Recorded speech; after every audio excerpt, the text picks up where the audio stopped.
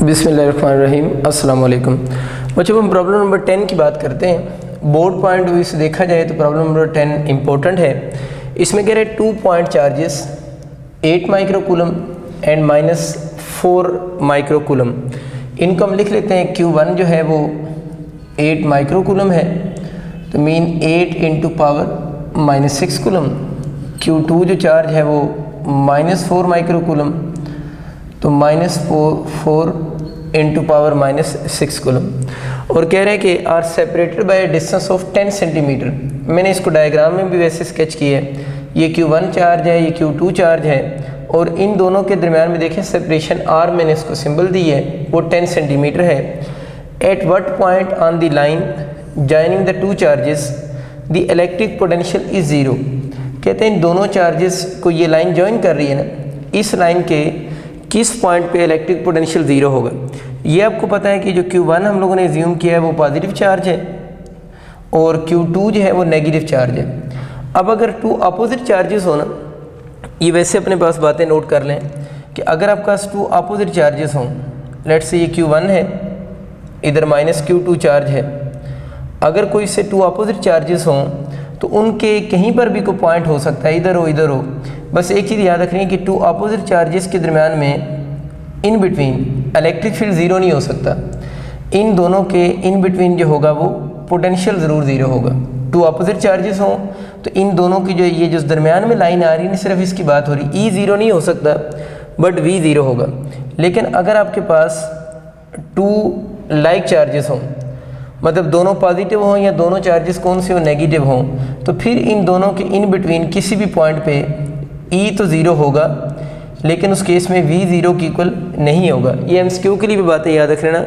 Opposite charges हों तो उनके दरमियान में ई ज़ीरो नहीं होता, वी ज़ीरो हो सकता है। लेकिन अगर 2 लाइक चार्जेस हों, दोनों पॉजिटिव हों या दोनों नेगेटिव हों, तो दरमियान में किसी भी पॉइंट पे, किसी भी पॉइंट इसलिए कह रहा हूँ वो डिपेंड करता है कि इनकी मैग्नीट्यूड कितनी है।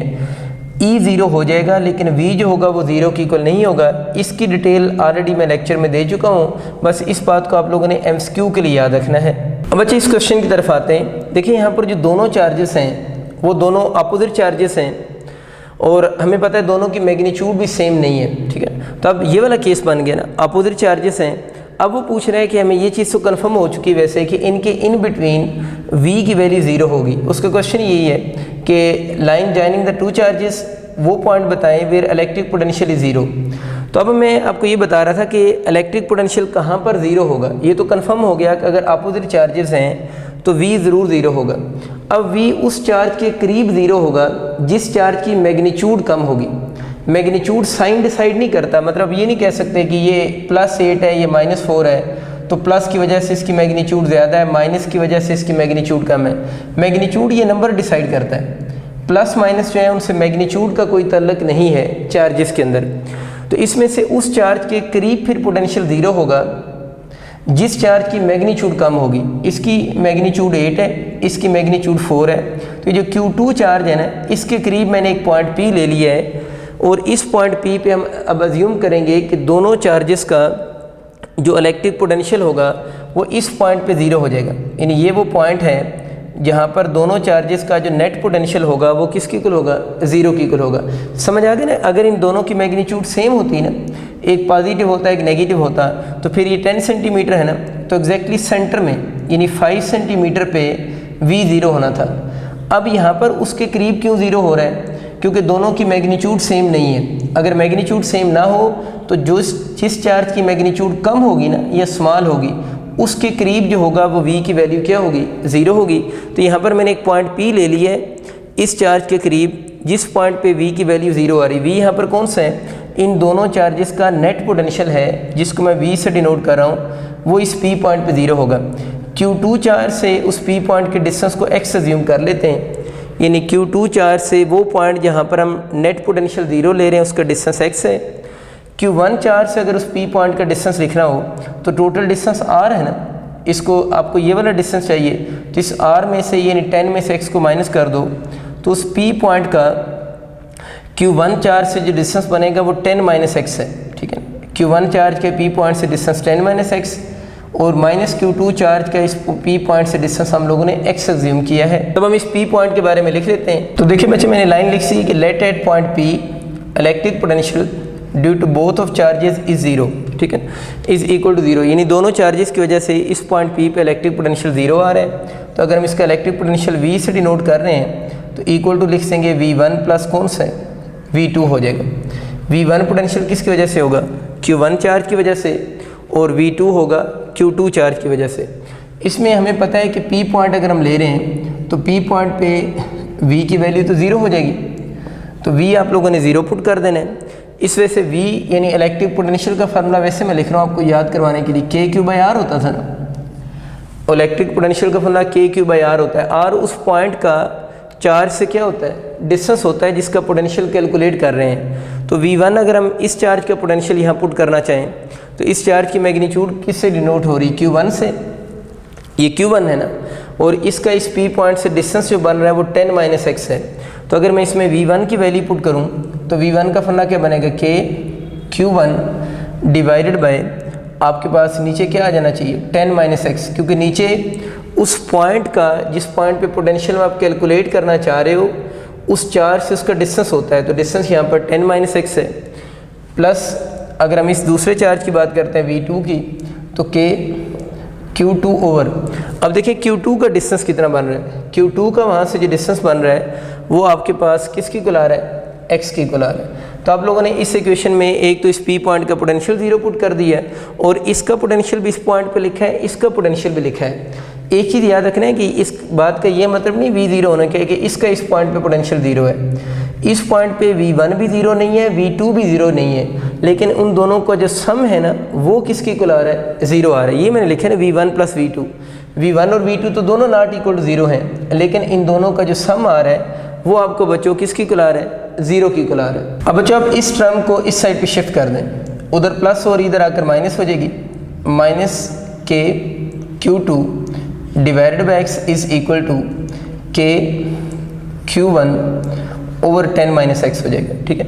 अब ज़रा एक चीज़ नोट करें, ये वाला K तो इस K से कैंसिल हो जाएगा, Q1 और Q2 की वैल्यूज पुट कर दें, माइनस उसी तरह ही आ गया ये वाला, Q2 कितना है, -4 इंटू -6 डिवाइडेड बाई एक्स हमें पता ही नहीं है, इज इक्वल टू Q2 बच्चों लिखो, sorry Q1 8 into -6 divided by 10 minus x. दो काम होंगे यहाँ पर, एक तो ये माइनस माइनस मिलकर प्लस हो जाएंगे, एक ये वाली 10 रेज की पावर -6 इस -6 से कैंसिल हो जाएगा, और ये वाला जो 4 होगा जब 8 से कैंसिल करेंगे तो 2 हो जाएगा, ठीक होगी बात। अब इस तरफ ऊपर +1 बच गया क्योंकि 6 भी क्या -6 भी कैंसिल हो गया, 4 भी कैंसिल हो गया, +1 क्यों बचा है, क्योंकि ये माइनस माइनस मिलकर प्लस हो गया, 1/x is equal to 2 over 10 minus x हो गया, ठीक। अब जब ये काम करो, इसको क्रॉस मल्टीप्लाई कर दो, अगर हम इनको क्रॉस मल्टीप्लाई करेंगे तो देखते हैं इस इक्वेशन का क्या आंसर आपका बनता है, 2x इज इक्वल टू, इसको इससे मल्टीप्लाई किया ना, 2x is equal to 10 minus x, हमें तो x चाहिए, ये इधर माइनस हो रहा है, इधर आकर प्लस हो जाएगा, तो 2x plus x is equal to 10, तो 3x is equal to 10, x जो बन रहा है वो 10/3 है, 10 को अगर हम 3 से डिवाइड करेंगे तो इसका जो आंसर आएगा वो 3.3 सेंटीमीटर आ जाएगा। क्यों सेंटीमीटर में लिख लें, क्योंकि x को ये जो 10 था इसको हम लोगों ने मीटर में कन्वर्ट नहीं किया था, तो x जो डिस्टेंस आ रहा है वो 3.3 सेंटीमीटर आ रहा है। x कौन सा है, उस पॉइंट का डिस्टेंस है Q2 चार्ज से जिस पॉइंट के ऊपर v की वैल्यू क्या हो रही है, 0 हो रही है।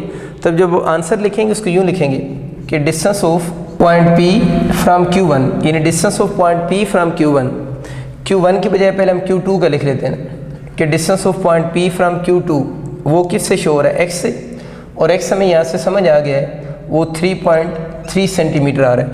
अब दोबारा आप उसी तरह बातें लिखेंगे, distance of point P from किससे लिखेंगे, Q1 से लिखेंगे। ये आप लोगों ने पेपर में प्रॉपर वर्डिंग लिखनी है।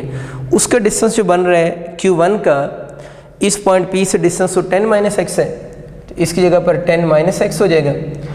10 में से इस 3.3 को माइनस करो तो वो डिस्टेंस बच्चे आप लोगों को जो बनेगा वो 6.6 सेंटीमीटर हो जाएगा। तो बोर्ड में आप लोगों ने दोनों चार्जेस से उस पॉइंट का डिस्टेंस देखना है। Q2 चार्ज से डिस्टेंस x जो कि 3.3 है और Q1 चार्ज से डिस्टेंस 10 - x जो कि 6.6 सेंटीमीटर की इक्वल होगा। इस चैप्टर का बच्चे लास्ट न्यूमेरिकल 11 है, वैसे तो ज़्यादा है लेकिन हम लोगों ने क्योंकि ऑर्डर चेंज करके किए इसलिए हमारा लास्ट 11 ही बन रहा है। पढ़ते हैं इसकी स्टेटमेंट को। An electron with an initial speed of 29 × 5 metre per second, यानी एक इलेक्ट्रॉन है उसकी स्पीड इनिशियल जो में गिवन है 29 × 5 मीटर पर सेकेंड, ठीक है ना। इलेक्ट्रॉन स्पीड से मूव कर रहा है, इस फायर्ड, अच्छा उसको फायर किया गया है इन द सेम डायरेक्शन, अच्छा उसी डायरेक्शन में, सेम डायरेक्शन वर्ड याद रखना है, as uniform electric field, uniform electric field में उसी same direction as uniform electric field, यानी यूनिफॉर्म इलेक्ट्रिक फील्ड की डायरेक्शन में इसको उसने फायर किया है। मैंने वैसे इस चीज़ की डायग्राम भी बनाई है, नीचे ज़रा गौर करें। उसने वर्ड यूज़ किया यूनिफॉर्म इलेक्ट्रिक फील्ड, तो मैंने दो प्लेट्स बना दी हैं, एक प्लेट पर पॉजिटिव चार्ज, एक प्लेट पर नेगेटिव चार्ज। हमें पता है प्लेट्स के दरम्यान में इलेक्ट्रिक फील्ड यूनिफॉर्म होता है, ऑलरेडी हम पढ़ चुके हैं, और ये उन दोनों प्लेट्स के दरम्यान में इलेक्ट्रिक फील्ड की डायरेक्शन है। इलेक्ट्रिक फील्ड तो आपको पता है ना, पॉजिटिव प्लेट से टुवर्ड्स नेगेटिव प्लेट होता है। उसने बोला है इलेक्ट्रॉन को इस स्पीड से फायर किया गया है in the same direction as of uniform electric field, यानी इलेक्ट्रिक फील्ड की डायरेक्शन में इलेक्ट्रॉन को उसने फायर किया है। तो इलेक्ट्रॉन भी उसी डायरेक्शन में जा रहा है जिस डायरेक्शन में इलेक्ट्रिक फील्ड है, और कह रहे हैं उस इलेक्ट्रिक फील्ड की जो मैग्नीट्यूड है ना वो 18 न्यूटन पर कूलम है। डायरेक्शन तो मैं यहाँ से आइडिया हो रही है, उस इलेक्ट्रिक फील्ड की जो मैग्नीट्यूड है वो 18 न्यूटन पर कूलम इस इलेक्ट्रिक फील्ड की मैग्नीट्यूड है। अब ये बात क्लियर आपको हो रही है कि इलेक्ट्रॉन जब along the electric field move करेगा तो आपको नज़र आ रहा है कि ये नेगेटिव प्लेट की तरफ मूव कर रहा है। अगर ये इलेक्ट्रॉन उस नेगेटिव प्लेट की तरफ मूव कर रहा है तो ये नेगेटिव प्लेट इस नेगेटिव को आगे से क्या करेगी, रिपेल करेगी। जब रिपेल करेगी तो ये इलेक्ट्रॉन ग्रेजुअली क्या होता जाएगा, स्लो होता जाएगा। स्लो होते होते एक ऐसा पॉइंट आएगा, अगर यहाँ से इलेक्ट्रॉन चला है ना, यूँ इलेक्ट्रॉन जा रहा है, तो स्लो होते एक ऐसा पॉइंट ज़रूर आएगा जिस पॉइंट पर जाकर इलेक्ट्रॉन की जो फाइनल स्पीड है वो किसकी इक्वल हो जाएगी, ज़ीरो हो जाएगी। क्यों ज़ीरो हो रही है वो आपको समझ आ रहा है ना। यहाँ से इलेक्ट्रॉन चला, उस अलोंग द इलेक्ट्रिक फील्ड का मतलब है नेगेटिव प्लेट की तरफ जा रहा है, वो उसको रिपेल करती जा रही है। उसकी स्पीड कम होते होते फाइनली सपोज कर रहे हैं इस पॉइंट पर जाकर उसकी स्पीड ज़ीरो होगी। जब इस पॉइंट पर स्पीड ज़ीरो हुई है तो ये लिखा है कि how far does the electron travel before brought come to rest, कि इलेक्ट्रॉन रेस्ट में आने से पहले कितना डिस्टेंस ट्रेवल करेगा। इस डिस्टेंस को हम डेल्टा आर से डिनोट कर देते हैं, या आप आर से डिनोट कर दें या डी से डिनोट कर दें, मर्जी है आपकी ना। मैं डेल्टा आर से डिनोट कर देता हूँ। पूछ रहे कितना डिस्टेंस ये इलेक्ट्रॉन ट्रेवल करेगा, डेल्टा आर की बजाय डी से डिनोट कर देते हैं। चलें डी से डिनोट करते हैं, कितना ये डिस्टेंस ट्रेवल करेगा बिफोर कमिंग टू रेस्ट। ज़ाहिर रेस्ट में आने के बाद एक मोमेंट के लिए रेस्ट में आएगा ना, और उसके बाद इसकी बैकवर्ड मोशन शुरू हो जाएगी क्योंकि ये इसको अपनी तरफ क्या करेगा, अट्रैक्ट करेगा। तो कह रहे जिस पॉइंट पे brought to rest for a moment and turn back, यानी एक मोमेंट के लिए जिस पॉइंट पे रेस्ट करेगा और फिर वापस आना शुरू हो जाएगा, उस पॉइंट का इस स्टार्टिंग पॉइंट से आप लोगों ने डिस्टेंस बताना है। उसकी सिंबल आप डी लिखें या डेल्टा आर लिखें, ये आपकी मर्जी है। डायग्राम आपको क्लियर होगी। अब क्वेश्चन की तरफ आते हैं। देखिए हमें पता है कि काइनेटिक एनर्जी का एक बहुत बेसिक सा फार्मूला जो हम शुरू से पढ़ते हुए आ रहे हैं वो हाफ एम वी स्क्वायर होता है, ठीक है। इसकी kinetic energy half m v square होती है। एक हम लोगों ने अभी चैप्टर 11 में काइनेटिक एनर्जी का फार्मूला पढ़ा है, वो Q इंटू डेल्टा वी होता है, आप सबको याद भी होगा। एक फार्मूला हम लोगों ने पहले का पढ़ा हुआ है, ये इस चैप्टर में पढ़ा है Q इंटू डेल्टा वी। अब मैंने इस फार्मूला में इस डेल्टा वी की वैल्यू पुट करनी है। वो कहाँ से निकालेंगे, आप लोगों ने वो इलेक्ट्रिक पोटेंशियल ग्रेडियंट वाला टॉपिक पढ़ा है ना, E equal to delta v by d मैं लिख सकता हूँ। ये आपकी अपनी मर्जी होती है, आप पोटेंशियल डिफरेंस की जो सिंबल यूज़ करते हैं, जिस तरह अक्सर मैं E equal v by d भी लिखता हूँ ना। कुछ बच्चे कहते हैं सर अब आपने डेल्टा वी क्यों लिख दी है। असल में डिपेंड करता है ना कि आप लोगों ने पोटेंशियल डिफरेंस को क्या सिंबल असाइन की है। अगर आप लोगों ने उसको डेल्टा वी असाइन की है तो यहाँ डेल्टा वी लिख लें। जिस तरह डिस्टेंस को मैंने थोड़ी देर पहले डेल्टा आर लिखा था, तो फिर अब यहाँ डेल्टा आर लिखेंगे ना। अगर आप डी लिख रहे हैं तो यहाँ डी लिख लें। तो सिंबल से कन्फ्यूज़ नहीं होना कि सिंबल आप जो यूज़ करेंगे उसी के अकॉर्डिंग क्वेश्चन को चला भी लेंगे। उम्मीद आपका ये मसला नहीं होगा। तो डेल्टा वी को मैं यहाँ से अलहदा कर लूँ क्योंकि मैंने इसकी वैल्यू पुट करनी है, तो E इंटू डी हो जाएगा। इस डेल्टा वी की वैल्यू को यहाँ पुट कर दें कि putting this value in equation 2। अगर इस वैल्यू को हम इक्वेशन 2 में बच्चों पुट करते हैं तो kinetic energy is equal to हो जाएगी Q ई इलेक्ट्रिक फील्ड और डी वो डिस्टेंस, इसको इक्वेशन 3 बोल दें। देखिए इक्वेशन 1 में भी काइनेटिक एनर्जी लिखी हुई है, इक्वेशन 3 में भी काइनेटिक एनर्जी है, दोनों के आंसर सेम आने चाहिए, बस कैलकुलेट करने की अप्रोच डिफरेंट है। तो हम इन दोनों इक्वेशंस को कंपेयर कर लेते हैं, कंपेयर इक्वेशन 1 एंड 3, क्योंकि दोनों की लेफ्ट साइड काइनेटिक एनर्जी की इक्वल है। तो ये बन जाएगा QED is equal to 1/2 mv² हो जाएगा, ठीक है, 1/2 mv² हो गया। हमें क्योंकि यहाँ से d की वैल्यू चाहिए तो d को इसी साइड पे रहने दें, तो ये mv² डिवाइडेड बाई 2 तो है ही नहीं इसका अपना, ये q और e इस तरफ मल्टीप्लाई हो रहे हैं, उधर जाकर डिवाइड हो जाएंगे q इंटू ई। अब इस इक्वेशन से बच्चों हम लोग d कैलकुलेट कर सकते हैं अगर इसके अंदर वैल्यूज़ आपको पता हों, ठीक है। m किसकी मास है, किस पार्टिकल की बात हो रही है, इलेक्ट्रॉन की बात हो रही है ना, तो m आपके पास इलेक्ट्रॉन की मास होगी, मास ऑफ इलेक्ट्रॉन आपको याद होनी चाहिए 9.1 इंटू -31 kg। q इलेक्ट्रॉन पर चार्ज की मैग्नीट्यूड है जो कि 1.6 इंटू -19 कूलम। बाकी v जो सिंबल है वो असल में उसकी इनिशियल स्पीड की है ना, अब vi लिखें या v लिखें वो सिंबल आप लोगों ने खुद अज्यूम की, वो हमें पता है इनिशियल स्पीड, फाइनली यहाँ पुट करनी, इनिशियल पुट करनी है। m पता चल गया, v ऑलरेडी क्वेश्चन में गिवन है, q मैंने लिख दी है चार्ज की मैग्नीट्यूड यही है इलेक्ट्रॉन पर, e आपको क्वेश्चन में गिवन है 80 न्यूटन पर कूलम। अब बच्चों आप लोगों ने खुद इसकी वैल्यूज़ इस क्वेश्चन में पुट करनी है, क्योंकि सारी वैल्यूज़ हम सिस्टम इंटरनेशनल की पुट कर रहे हैं, तो इसका जो d डिस्टेंस निकलेगा जिस पॉइंट पे आकर इलेक्ट्रॉन ने स्टॉप होना है वो भी आपके पास मीटर में ही आएगा, तो इसका जो आंसर बनेगा 0.99 मीटर हो जाएगा। तो बस ये चीज़ आप लोगों ने याद रखनी है, इसका जो आंसर होगा 0.299 मीटर के इक्वल होगा।